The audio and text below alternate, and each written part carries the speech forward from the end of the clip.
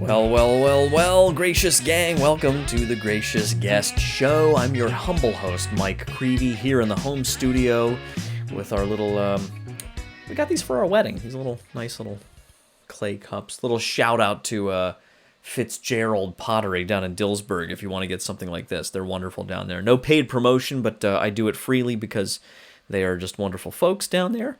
I'm very excited today because I just got off Zoom with my good friend Bill Donaghy. Bill works over at the Theology of the Body Institute, and Bill just does so many things. It's hard to even go down the list. But if you want to check out the TOB Institute, I put the link below, and you can kind of see Bill's work there. But Bill and I are both C.S. Lewis fans, and there were a series of texts that I mentioned in the interview as well over the last year or so dealing with C.S. Lewis's Space Trilogy. And many listeners to this program are aware that I did a review series maybe a couple of years ago on C.S. Lewis's Space Trilogy, and they were pretty highly rated and well-received episodes. So this, you can see, the C.S. Lewis, The Space Trilogy. This is a single volume that HarperCollins puts out that I've linked below as well. But it's three novels. Three novels that he wrote back in the late 30s, early 1940s, that basically tell the story of Elwyn Ransom, who is a philologist. The character is based on someone near and dear to Lewis's heart and ours as well. That I don't want to spoil that because that's in this episode. We get into that a little bit later. But he is just kind of an ordinary philology professor who gets roped into this intergalactic adventure. But it's not just straight sci-fi because it actually involves angels and demons and sort of God's greater plan. It's C.S. Lewis, from beginning to end. It's so absolutely vividly theological, so deep in its content, and just so well written. It's just a really fun, awesome story from beginning to end. And each novel's a little bit different, but and the last one's like the longest one. And sometimes some people kind of don't enjoy that as much, at least at first, because it's a very different kind of book, at least at first, until you sort of see how it's connecting to the previous two. But it's this incredibly textured, wonderful story. Bill and I are sort of evangelists for the Space Trilogy, and that's kind of why we wanted to do this. And as you'll see, the interview led to, I think, an agreement that we're going to continue this, I think, in the future, maybe look at some other themes as well. So without further ado, let's jump over to my interview with Mr. Bill Donaghy from the Theology of the Body Institute, talking about C.S. Lewis's Space Trilogy. All right, Bill, well, welcome to the Gracious Guest Show. How you doing? I'm doing better than I deserve. It's a beautiful day. It's almost spring-like here in southeastern PA, so beautiful. Nice.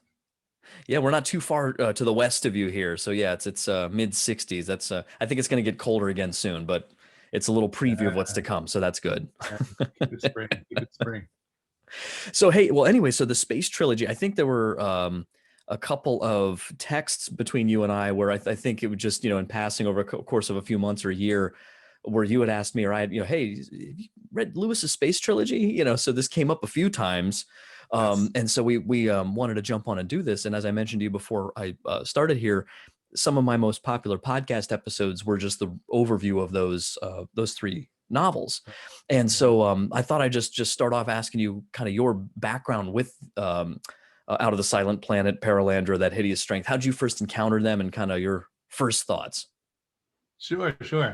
It was probably, my first touch was probably 20 years ago, 20 some years ago, actually. I had, I've always loved C.S. Lewis. I loved, my first touch with him was probably Screwtape Letters or Mere Christianity, something like that, back in the 90s. And, then dipping into his other works, like, of course, Narnia. Till We Have Faces is another gem, like his retelling of the myth of Cupid and Psyche. But stumbling on the Space Trilogy probably 20 some years ago, I was just really captivated right from the beginning. Like, what is happening? What is going on here? Kind of a simple, Out of the Silent Planet is the simple adventure story. Right. But when literally when Ransom, this character, breaks out of the atmosphere of the earth and into the heavens, Right. everything changed. And I thought, oh, okay, we're not in Kansas anymore. Like, this is a different kind of book. And I think I was in the seminary at the time. So a buddy of mine, Jimmy Cunningham, he was going through it, and we just got haunted by it. It had so much Yes. richness, poetry, and power, and the drama and the cosmic battle. Yeah, and I start talking about it with people, and nobody's heard of the Space Trilogy by C.S. Right. Lewis. You get a small pocket of people, and you're like, wait till you crack this open. Yeah. Well, I think it's a growing family, because and Mhm. people look at me like I'm nuts because usually I'll find people that love C.S. Lewis and they ask me, or we'll be talking about what's your favorite story by him, and it kind of does depend, I think, to some degree, but I've Right. not too infrequently said this series, and most people haven't, I think, heard of it. So it's like Right. out Right. of the what, the That's your space? favorite, What the are you one I talking never heard about? of? Is that your way of referring to Yes, it's my Narnia? I'm like, same no, it's not. experience. Yeah, in fact, I was just Yeah. teaching a course. I have a course at the Institute, Theology of the Body Institute, called The Way of Beauty, Theology of the Body and Art. So I have a 5-day, 30 lecture hour course where we dive into, through the lens of TOB, poetry, literature, sculpture, painting. And I find myself quoting a lot from Lewis and Tolkien in that course. Sure. And we get to a point where we're talking about the origin of the world and beauty, and I start quoting from the Space Trilogy, Paralandra. And I always ask, has anybody ever read it? And it's usually like maybe 1, 2 out of 80.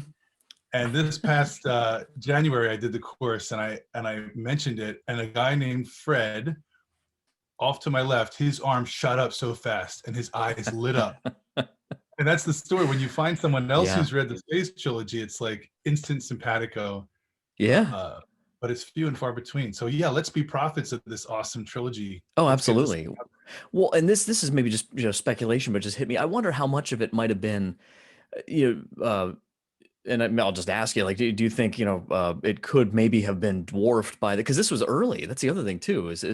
Yeah, It's after this that he really makes it sort of more in the famous sphere with yeah, a lot of the Christian apologetic stuff, and then Narnia is almost right. well, Narnia's almost 20 years after this first book, and a good 10 years after books 2 and 3. So I wonder if that, do you think that might have been part of it, I possibly? bet it is.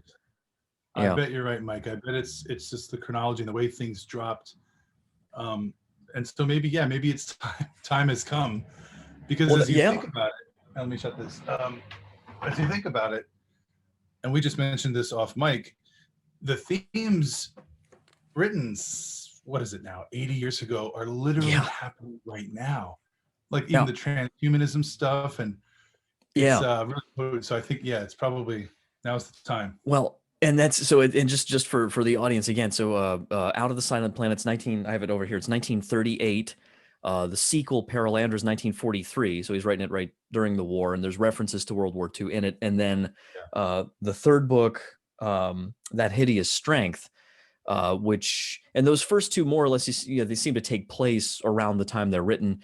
That Hideous Strength is loosely sort of based in a time period, quote, after the war. So you get the right. sense that some years have passed, but it's not like 100 years in the future. It's because some of the, some characters from before show up. So, but I mean, Right. Lewis is thinking, I'm guessing, maybe 10 years, 15, probably not even 20, Yeah. and so Hmm. it's just amazing. Like in that third book, which doesn't have as many immediately obvious, some people say they don't like the third one as much, but it because it's different, it's longer, Very. but it's absolutely this playing out now on Earth, in this sort of uh realm of science and politics and the culture and that kind of stuff. These bigger themes we've looked at in the first two books, and then you sort of see them underneath the surface as the story goes on. Yeah. So that's a little bit different. You don't follow the main character Ransom from the first two books as closely at first for, like, a while, at least into the third book, but he has a very important appearance, of course. So Yes. so maybe I want to just open up to you as far as, like, since this isn't so much a recap or focused on a recap of the storyline itself. um what do you want to maybe go to here as far as just your favorite parts or maybe some themes, so we can maybe jump around the different books too in that theme? Yeah.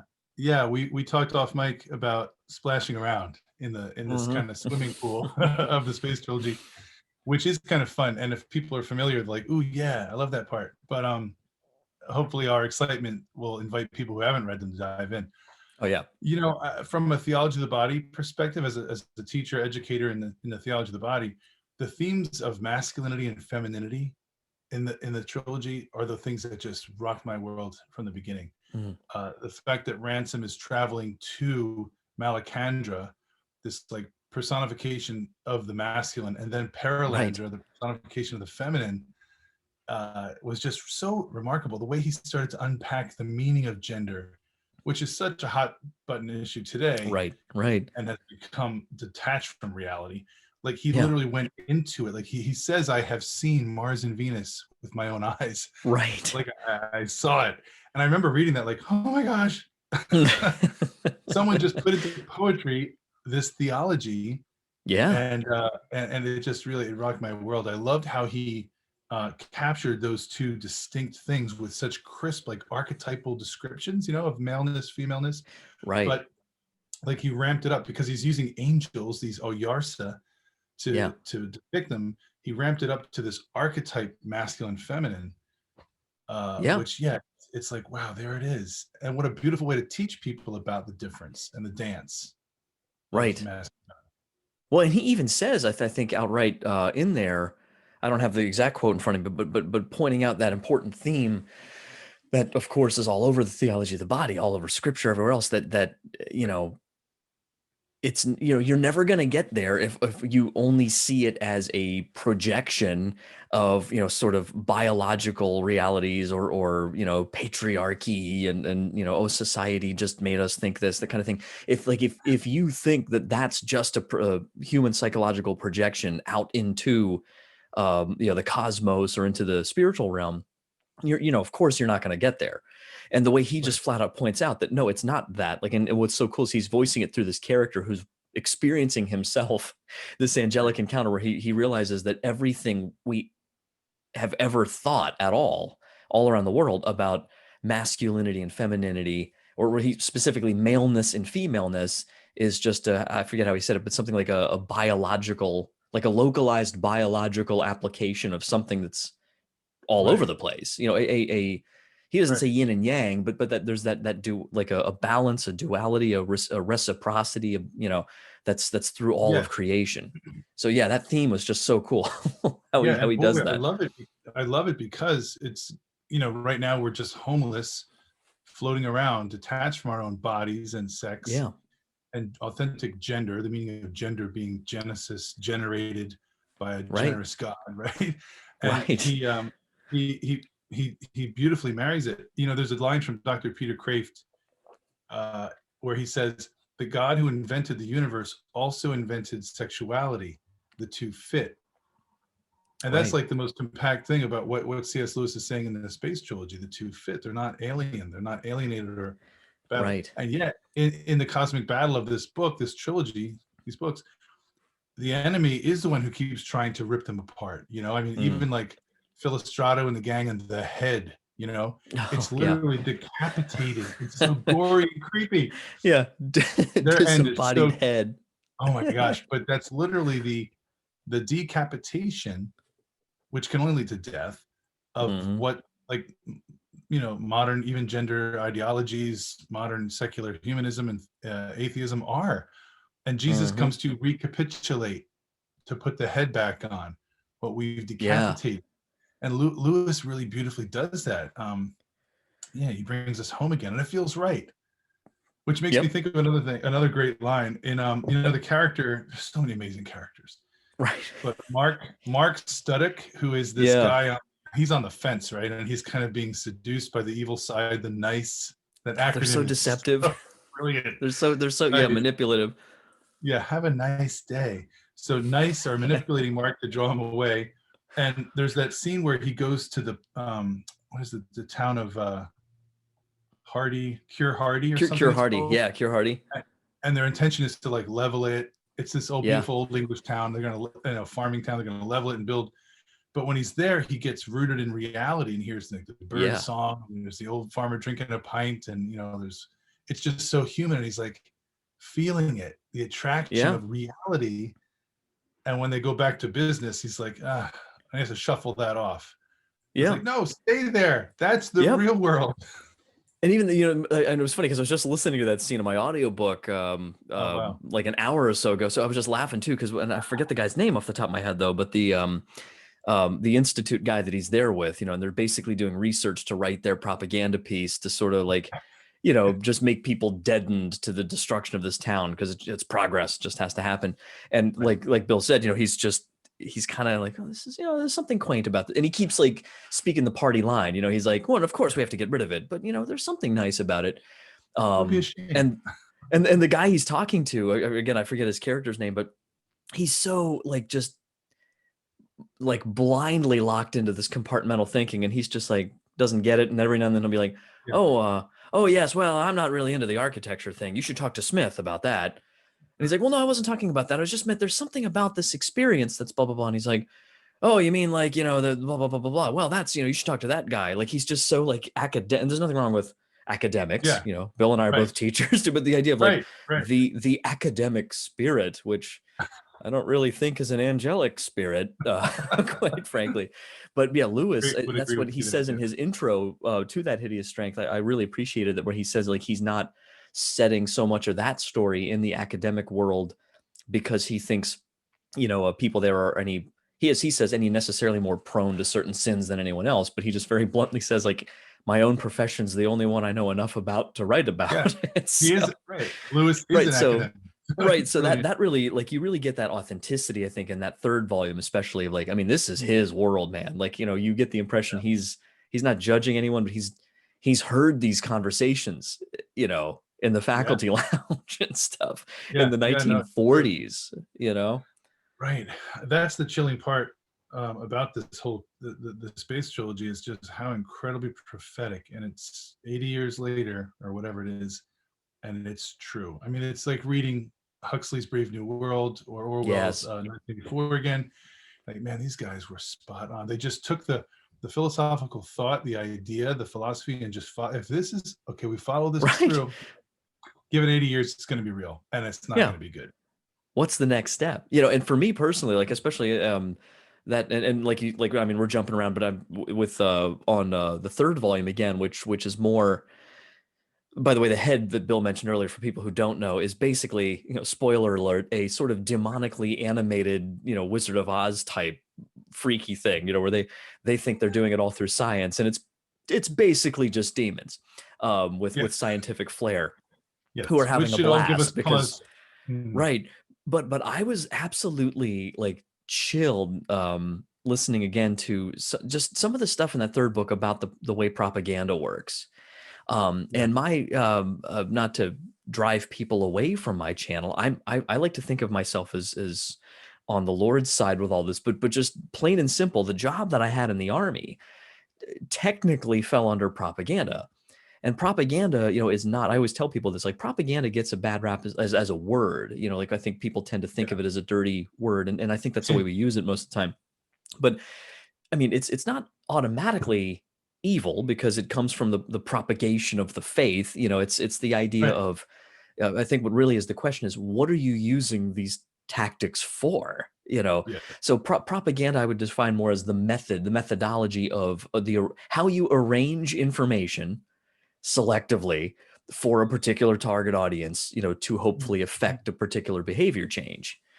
Right. So in this book, though, like it's absolutely the bad kind of propaganda where it's just like, we're just going to use, like, we're going to completely use any tool at our disposal to achieve this objective, Mm, for the vague furthering of mankind and all this kind of right. stuff.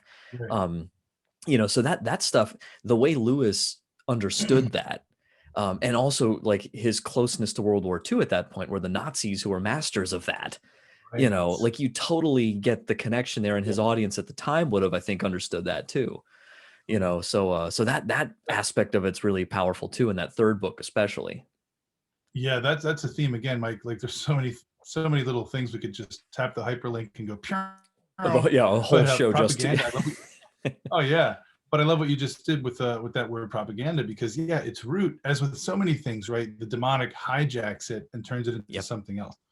But yeah, the propagation of the faith, to propagate the species. It's essentially to Right. seed something so that it will, proliferate and grow. Right. And you got these two veins that are so completely opposite. One wants to, like the nice group, who are essentially being run by demons, want Mm-hmm. to annihilate. Their propaganda is to propagate through annihilating everything organic, right? Is it Right. Philostrato, I think, who talks about like Yeah. a clean world and like art Oh trees yeah. and art birds? There's no droppings or hair or It dirt gets so going weird around. with him. Oh, it's so weird. And yet, like, you look around, like, that's kind of where we are. Mm-hmm. Everything's neat and clean. But the Sanitized. other You know. vein that's running through is this idea that think of Jane Studdick and Mark Studdick, Mm. right? They're like to propagate the theme of their marriage, which is on the rocks, and they're really separate Yeah. from each other.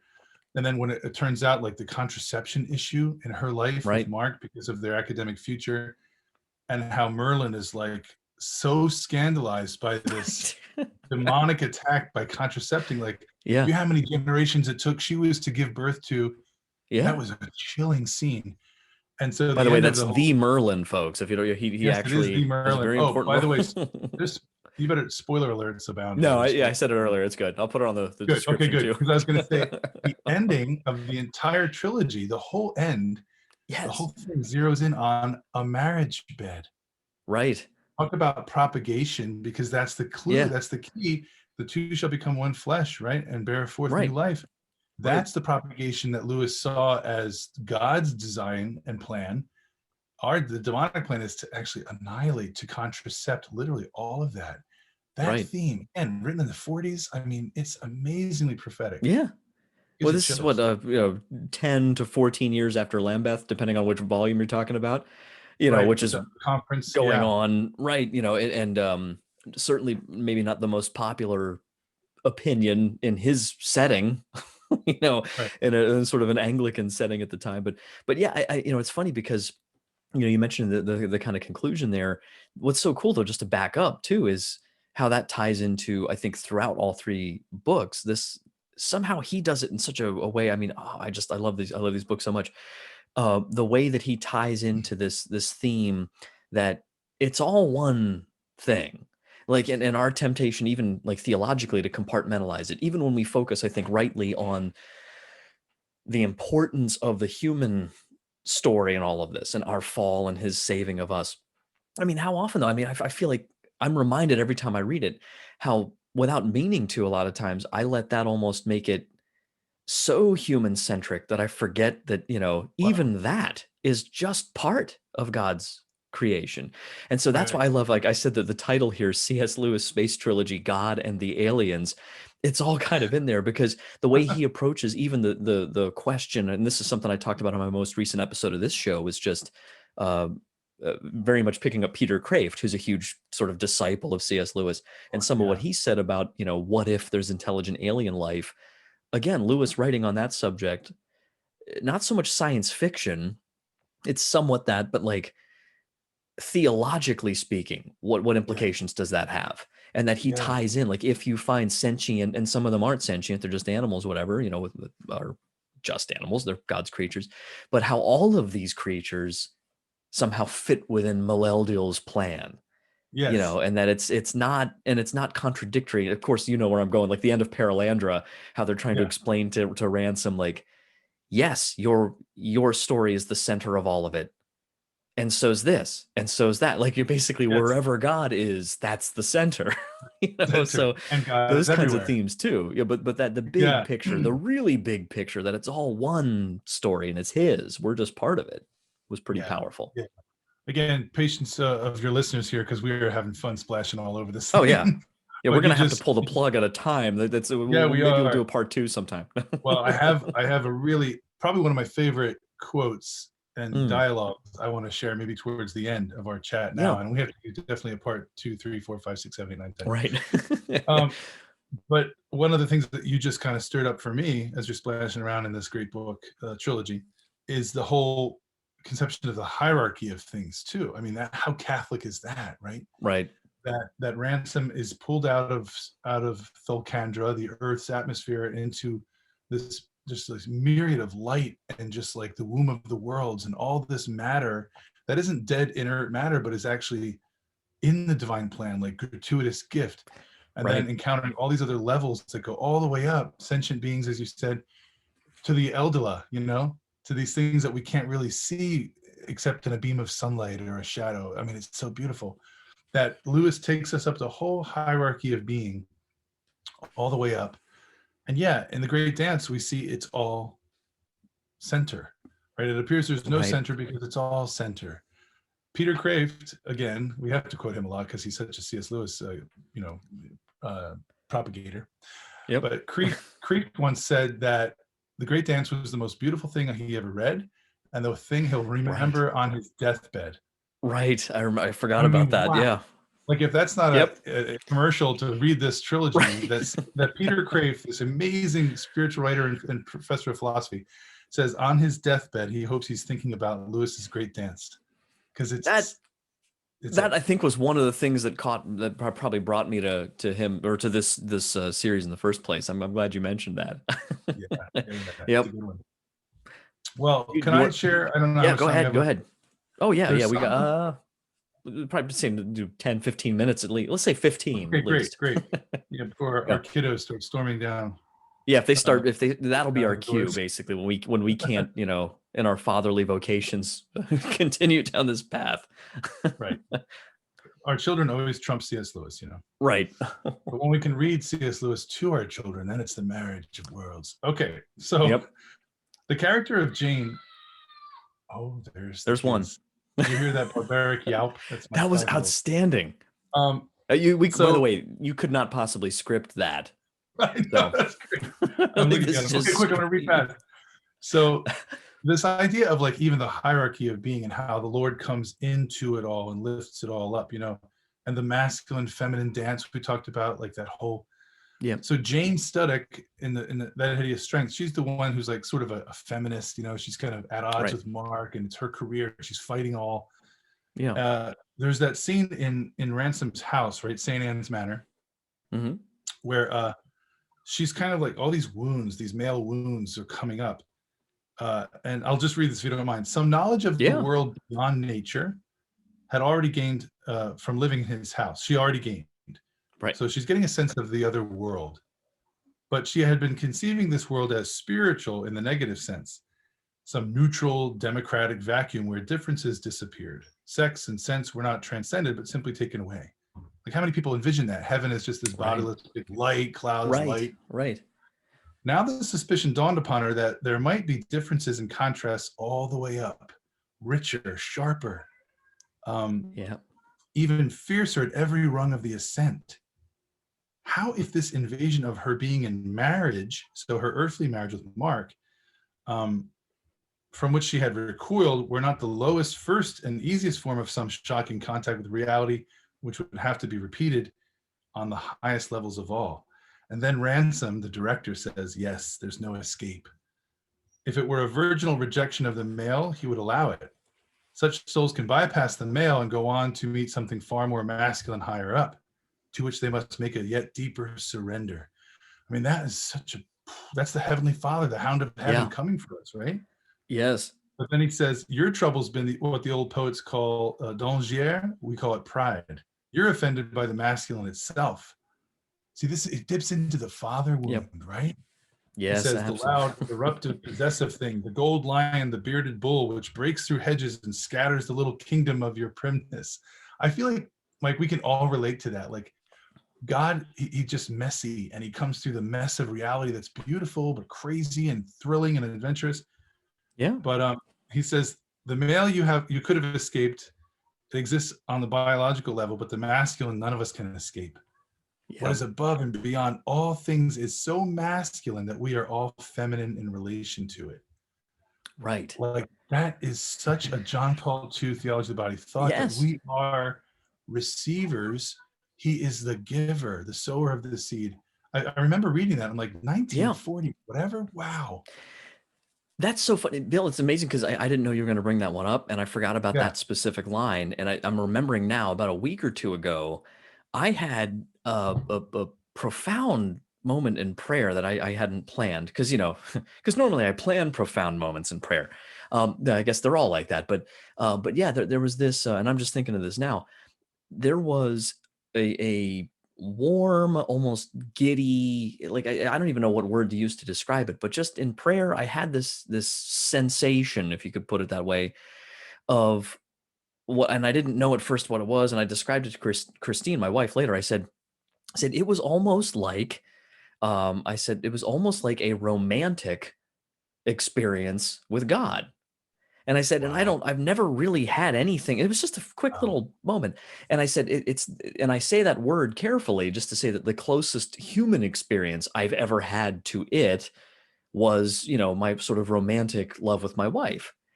And I Yes. said, what hit me like a ton of bricks was, and again, it's just a little taste of something that, if God wills, he can lead me more down that path, Right. to the extent that I need it.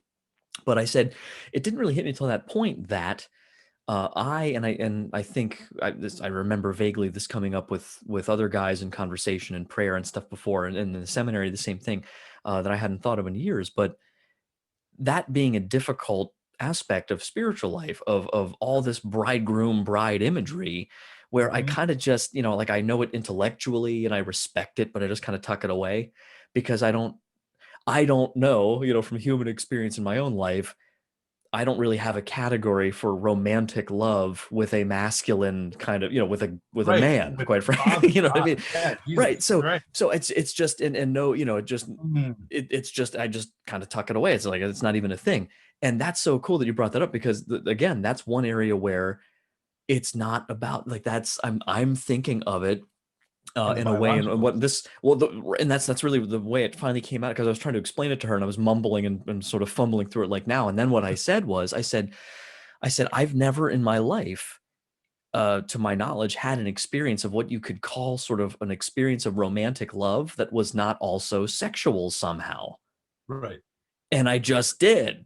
And it blew my mind, because it was absolutely no, it was beyond, not devoid of, like you said, but beyond my sort of, as wonderful and blessed as it is from God, of course, but that human sexuality is again a localized expression, or a sort of a sacramentalizing, you could say, of something that's a Yes. way bigger No, real and thing, I love how you're like laying this out, and just like the vulnerability and the sensitivity, because it is so holy, and yet we've been so trained to think, wait, that's no, this doesn't relate to him. This doesn't, right? Right, This is just over here.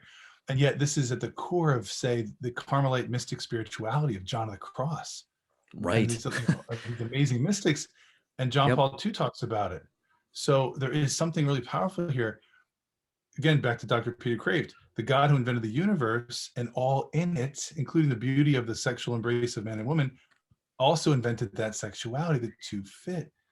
So Right. there's something in it. We can't get mired in the biological only. I think, like, well, that's dualism and Manichaeism, right?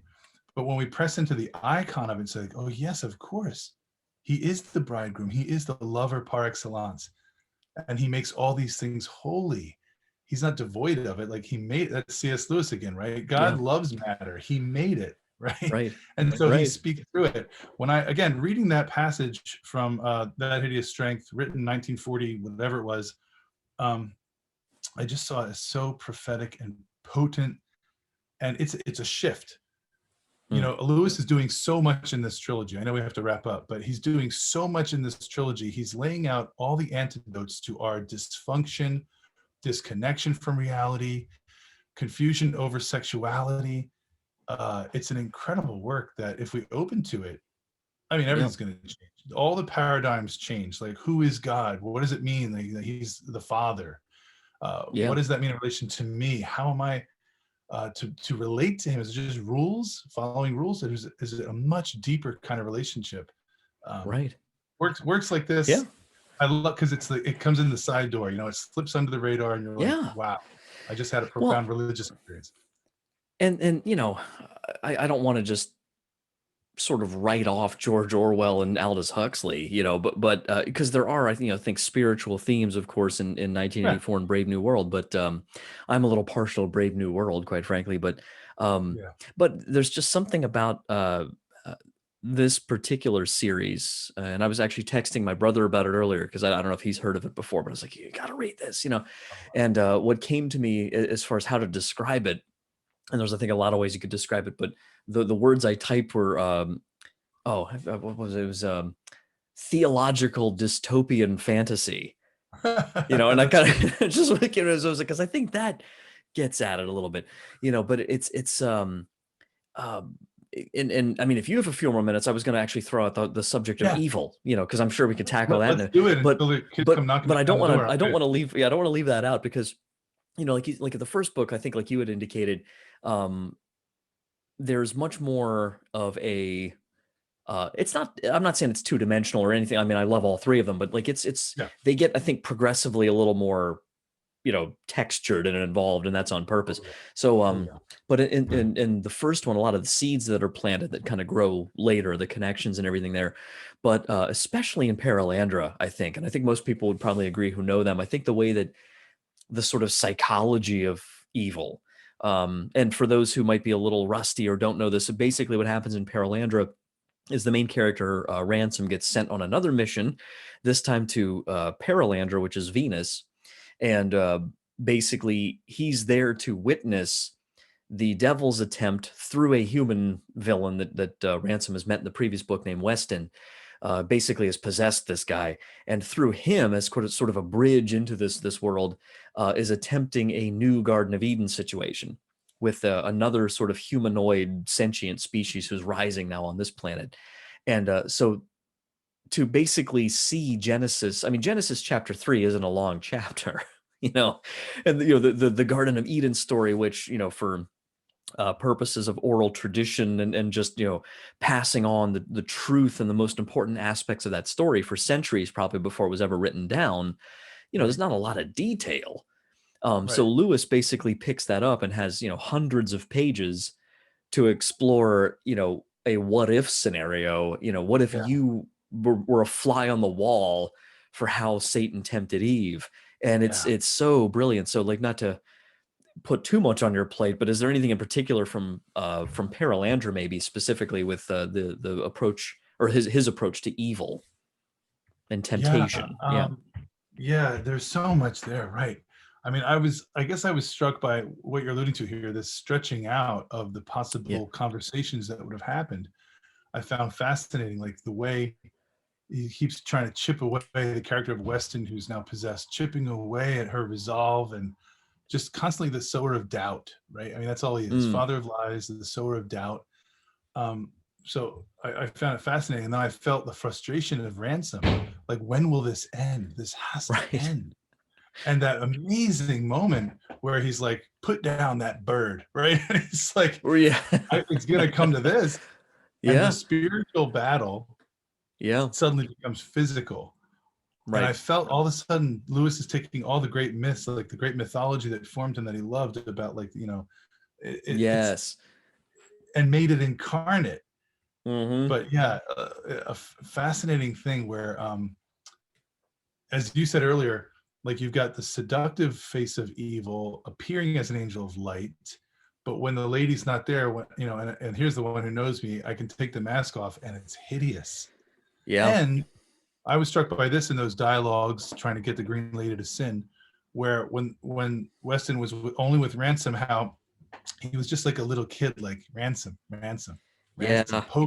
saying his name over and over again in the night, and Ransom's at one point just shut up, and that's Right. essentially you learn a lot about the spiritual battle. You really do here, and where should our focus go? Where should our eyes Right. land? It's on him. And but also I felt encouraged, you know, when Ransom was like, I've got a Duke's out, you know, Yeah. that moment was really That's powerful. I have that quote here because this was one I shared with my students in the last things class, because he says here, there's just a paragraph. Um, what chilled and almost cowed him was the union of malice with something nearly childish. For Mm. temptation, for blasphemy, for a whole battery of horrors, he was in some sort prepared, but hardly for this petty, indefatigable nagging as of a nasty little boy at a preparatory school. And he says, indeed, no imagined horror could have surpassed the sense which grew within him as the slow hours passed, that this creature was, by all human standards, inside out, its heart on the surface and its shallowness at the heart. On the surface, great designs and an antagonism to heaven which involved the fate of worlds, but deep within, when every veil had been pierced, was there, after all, nothing but a black puerility, an aimless, empty spitefulness, content to sate itself with the tiniest cruelties, as love does not disdain the smallest kindness. Wow. I Who mean, writes like come that, on. Mike? Who writes Right? like that? Like, C.S. you Lewis. know, I Oh, mean, it's so but good. and I just said, I'm not knocking anybody in the pulpit or anything, but I got to say, like, there's like the theological depth and insight in this book. Yeah, it's insane. The moments where I just like the audiobook, I pause it. I'm reading it, I shut it, Kindle, like whatever, and I just like sit there and I'm like, Yeah, exactly. wow, like yes, Yeah. that's oh man. Um, so When oh you my gosh, asked me, Mike, to start the conversation, and yeah, I went into my notes, uh, it was massive. I was going to print it, and I can't. I don't have that much paper. I had right, so many quotes, so many insights on so many themes, and I would put like a little subheading, on awe and fear of the Lord and how Christ softens the image of God. Um, on Mark's escape from Belbury and his hope for Jane, on the conquest of yep, the anti. I have all these subtitles because there's so many right. themes. It goes on and on and on. Yeah, amazing. Oh, We cannot. treatment of animals, like stewardship of. I mean, it's like Yeah, that's there I too. It's like literally I it's everything. I'm tempted to go like start a Google Doc and like try to list some things I think aren't in it, and then go like read it and Yeah, be proven you'll get wrong that. because so You'll get far, that done faster. Yeah, you'll get yeah. it done faster. Oh Well, my goodness. brother, let me know when you want to do a part two and with Yes. specific themes because this is I what think it's that's been I think fun. that's going to be the takeaway from this. We didn't really know what we were doing when we set out. This is good. I think we've discovered something extra fun. So let me last question for you, and this is Sure, totally sure, putting sure. you on the spot. Not fair. Who's your favorite character? Oh my gosh.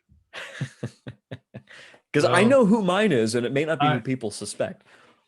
gosh, of course, Ransom is just Yeah, amazing, and and that, Ransom is Tolkien, by the way. I was going to say Basically, that yeah. he's Oh, a sorry. philologist. Yeah, Yes, yeah. he's a philologist. He's built off Right. the character of It's Tolkien. totally Tolkien. But Yeah, Ransom's like number one. He's amazing. yeah. But I don't know. Right now, McPhee is coming to mind for some Yes, he's good. strange reason. It's the But accent. Well, if you do the yeah, audiobook, yeah, there's just the yes, harsh Scotch kind of, yeah. Uh-huh. that's right. For me, it's Mr. Bultitude because he's a The bear. bear. Yeah, and it's just the most. And I There's can't. I something in don't. this for everyone, friends. I didn't look up the quote, and I'll send it to you later. I might put it in with the post here or something, in comments or whatever. But there's something Mr. Lewis Bull. says at one point about Bultitude, where it's when he's describing when Mr. Bultitude gets out, and like the whole chapter dedicated to his little Oh, journey. yes, that's It's right. like, and I Like feel like you Narnia can meets the see space trilogy. exactly. I think you can see so many seeds of what would grow in Narnia and the personified animals thing. But what's funny about it is Bultitude's not a personified, like he's just a bear.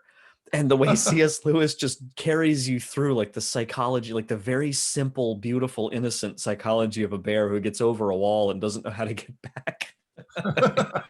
It's just absolutely precious, and I love it every time. That's awesome. So Well, you're making me want to pick it up and keep reading it again. Get back oh my into it. gosh, yeah, yep. Well, Bill, thank you so much, and yeah, I think this is going to lead to some more for sure. So I really appreciate your Sure. time, and I'm sure everyone else does as well. So God bless you. Thanks. Oh well, I hope you enjoyed that as much as I did. That's my dear friend Bill Donaghy, and we will definitely be back to talk about C.S. Lewis's Space Trilogy in the future. By the way, I also linked below the Kindle version. Well, actually, you can get the Kindle version just by looking up that particular version. It's on Amazon along with it, of course. But the Audible version of it, which is actually was my first introduction to it, Blackstone Audio Productions. I'm not sure if they still have the copyrights and stuff, but I know early 2000s they did, and my mom had Audible, years ago, and so that's how I first got into it. Now we have an Audible account, but Blackstone Audio Productions, C.S. Lewis stuff is just great. The narrator's wonderful. I think the everything about it I think is a really well done production, and the specifically the Space Trilogy and how they sort of it's not an audio drama. It's just one gentleman reading it. I forget his name off the top of my head, but very well done. And like I said, I'm probably on my, I don't know, fourth or fifth read through at this point, listening to it. So I have it on Kindle, I have it in text, I have it audiobook. One of the few books that I have in all of those different media because I think it's that good. So I'm telling you guys, C.S. Lewis's Space Trilogy, I cannot speak more highly of it. I love Narnia, but I think I love the Space Trilogy more. If you think that's blasphemy, well, hey, go read it. You come back, we'll have a conversation about it. So God bless you all. Hope you guys are doing great. Please make sure to visit thegraciousguest.org to subscribe to everything I've got going on. Subscribe to the YouTube channel. Subscribe to the podcast. Please share this with your friends. Certainly anybody who's interested in C.S. Lewis, definitely get this word out and go get yourself a copy of the Space Trilogy. So until next time, don't forget to wonder. Take care.